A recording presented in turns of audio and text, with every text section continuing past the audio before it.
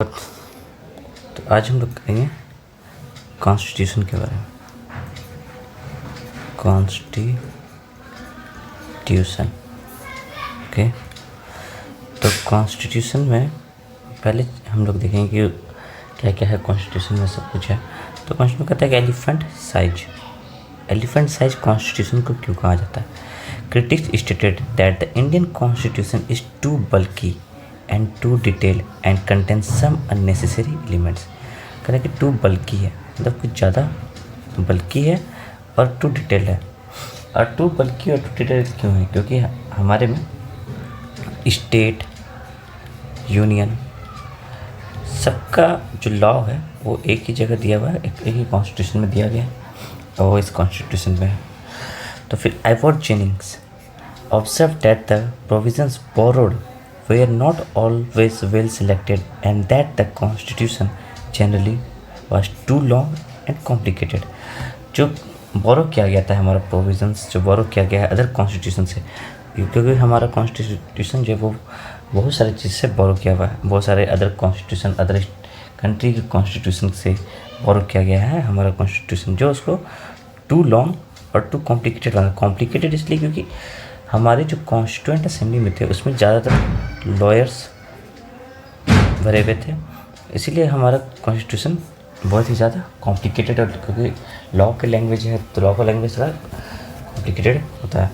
तो इसलिए Abbott Jennings observe करते हैं कि प्रोविज़न जो बोरो किया गया था वो not always well selected and that constitution generally speaking was too long, कुछ ज़्यादा लॉन्ग था और कॉम्प्लिकेटेड था।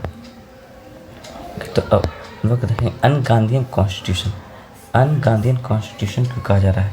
According to critics Indian constitution does not reflect the philosophy and ideal of Mahatma Gandhi.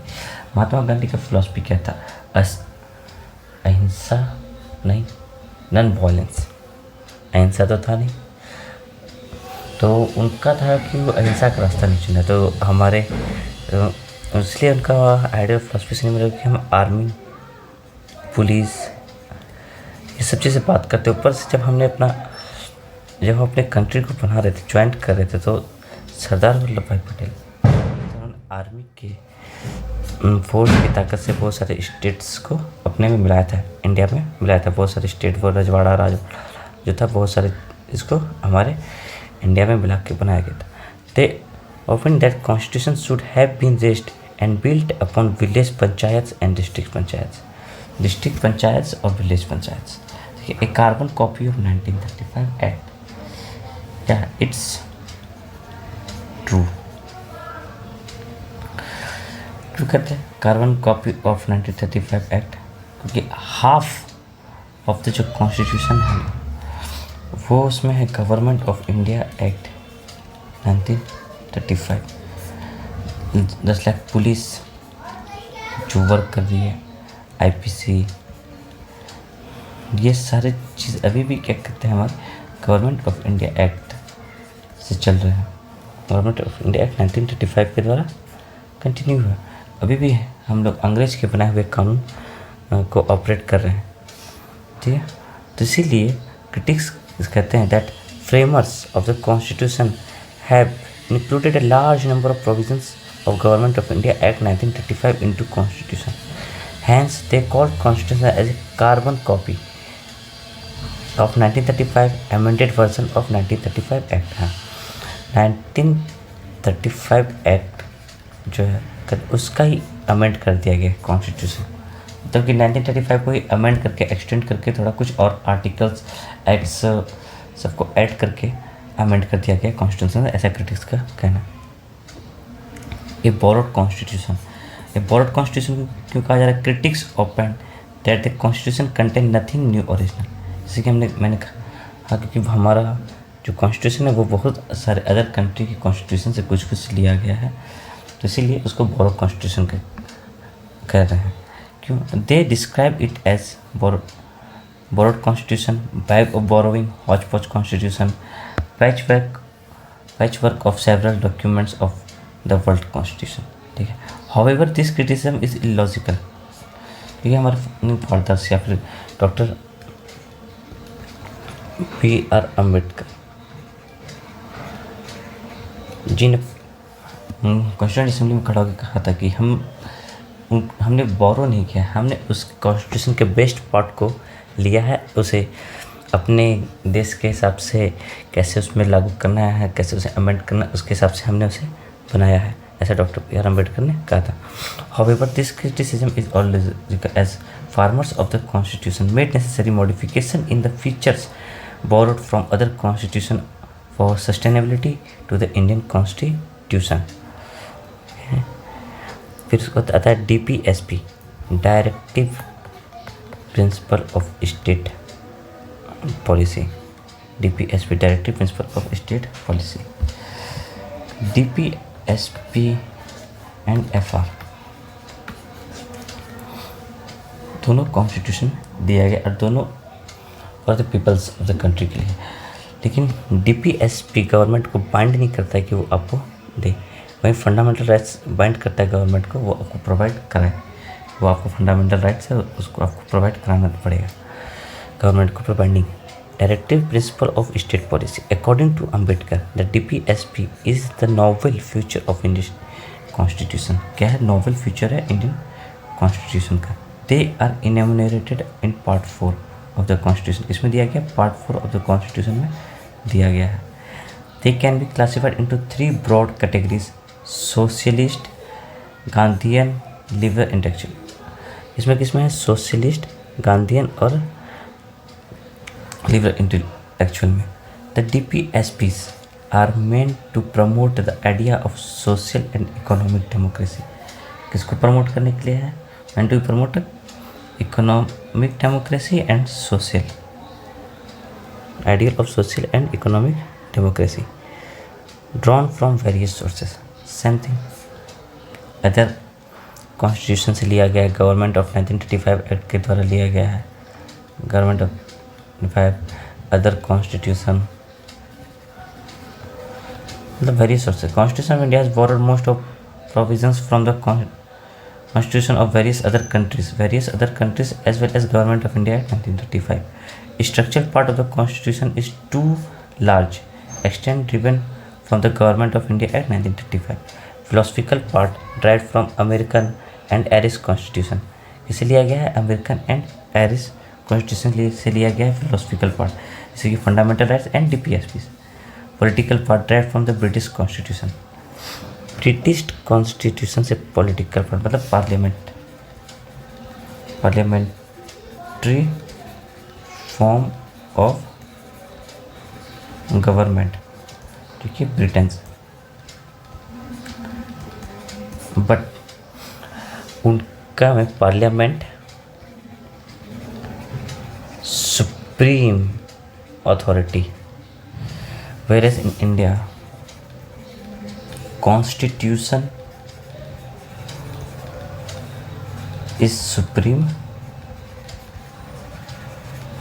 authority. Okay. Paradise of the lawyers. जैसे कि पहले कहा कि हमारा जो कॉन्स्टिट्यूशन है उसका लैंग्वेज बहुत ही टफ है, मतलब समझना थोड़ा आसान नहीं. ऐसे क्यों? क्योंकि paradise of the lawyers. According to the critics the Indian constitution is too legalistic and very complicated. बहुत ज़्यादा ही लीगलिस्टिक है, बहुत ज़्यादा कॉम्प्लिकेटेड है. They open that the legal language of phraseology adopted in the constitution make complex document. The same sir Ivor Jennings called it lawyers paradise. Lawyers paradise कहा गया था क्योंकि कॉन्स्टिट्यूएंट असेंबली में हमारे लॉयर्स ही ज़्यादा भरे हुए थे.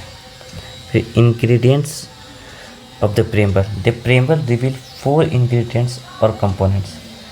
Source of authority of the Constitution. The preamble stated the Constitution derives its authority from the people of India. From the people of India.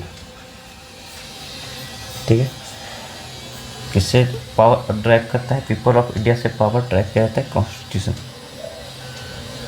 जैसे प्रेम्बल में होगा we the people of India, ये दिया हुआ रहता है. Nature of Indian states. It declares India to be sovereign, socialist, secular, democratic and republican polity. ठीक है, नेचर ऑफ इंडियन स्टेट क्या कहता है, सोवरिन रहे, सोशलिस्ट रहे, सेक्युलर रहे, डेमोक्रेटिक रहे एंड रिपब्लिकन पॉलिटी।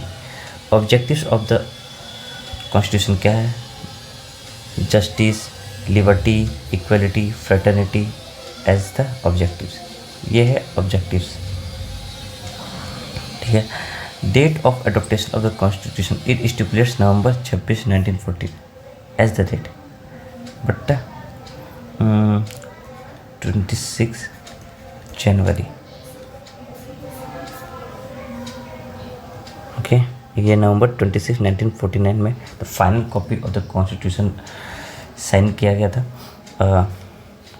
हमारे वहाँ पे total 284 people, I think 284 people sign किए थे कॉन्स्टिट्यूशन को। उसी दिन उसको अडॉप्ट किया गया था, बट उसको चलन में लाया गया 26 जनवरी को 1951, 26 जनवरी 1951। इस प्रीएम्बल पार्ट ऑफ कॉन्स्टिट्यूशन, क्या प्रीएम्बल पार्ट ऑफ कॉन्स्टिट्यूशन है? In Berubari union case 1960, supreme court said that the preamble shows the general purpose behind the several provisions of the constitution and thus the key to the minds of the makers of the constitution। The preamble part of the constitution है कि supreme court ने पहले कहा no, but after the Kesavananda Bharati case supreme court said yes.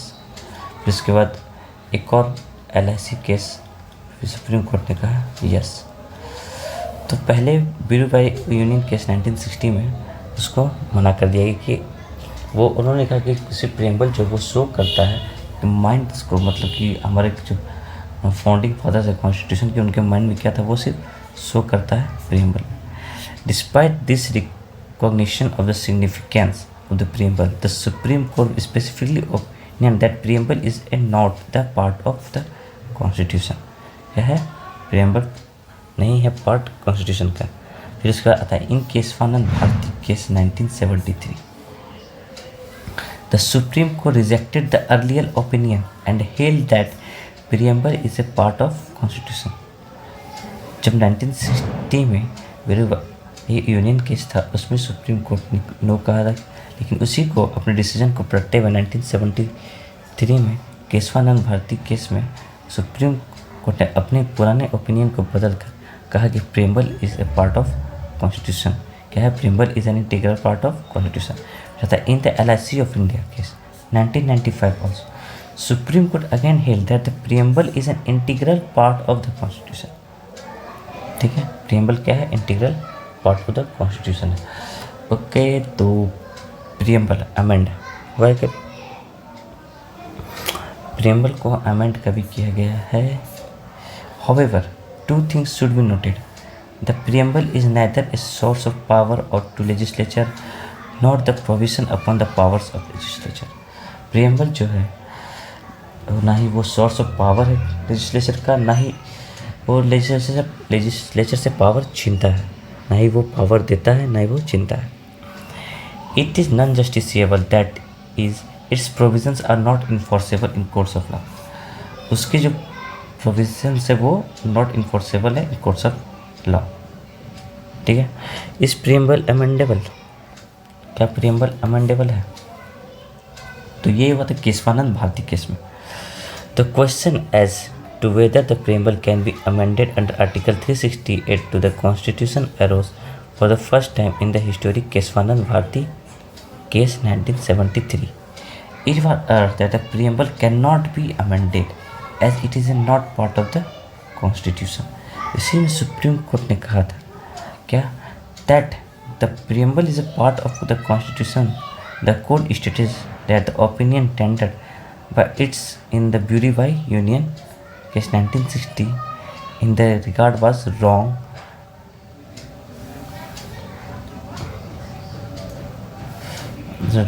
and held that the preamble can be amended subject to the condition। क्या condition था? No amendment is done to the basic features. Preamble amend हो सकता है क्योंकि वो part है constitution का, लेकिन वो अमेंडेंट जो हो उसके व्यूज बेसिक फीचर को ना, मतलब कि उसमें जो बेसिक फीचर है कॉन्स्टिट्यूशन का प्रियम्बल का, मतलब वो ऐसा नहीं है कि क्या कहते हैं, अगर अंदर में सेक्युलरिटी के बारे में, सेक्युलर के बारे में नहीं दिया गया कि कंट्री सेक्युलर कॉन्स्टिट्यूशन में दिया ही नहीं, लेकिन उसको अमेंड करके हम सेक्युलर ऐड कर देते हैं। हालांकि हमारे कॉन्स्टिट्यूशन में दिया गया कि हमारा कंट्री सेक्युलर, बट वहाँ पे कोई स्पेसिफिक वर्ड नहीं लिखा हुआ है कि वो सेक्युलर है, बट उसको अमेंड करके सेक्युलर लिख दिया गया था। लेकिन 42nd अमेंडमेंट में उसको लिख दिया गया था which added 3 new words, socialist, secular and integrity to the principle. ठीक है, हमारा कॉन्स्टिट्यूशन कभी बात नहीं करता सेक्युलर का, मतलब परफेक्टली वर्ड सेक्युलर नहीं लिखा गया, लेकिन वो सेक्युलर का बात करता है। तो उसको अमेंड करके 42nd अमेंडमेंट एक्ट में, कॉन्स्टिट्यूशन अमेंडमेंट एक्ट में अमेंड करके सेक्युलर एक्ट वर्ड किया गया था। Preamble has been amended only once so far in 1976। किसकी सरकार थी उस time? By the 42nd constitutional amendment act which has added 3 new words, socialist, secular, integrity to the preamble. Okay, तो this was for all, this is the end. तो हम लोग फिर मिलते हैं किसी अदर टॉपिक्स को लेके अगेन फिर कभी। तो थैंक यू एंड सब्सक्राइब और like the channel. Thank you.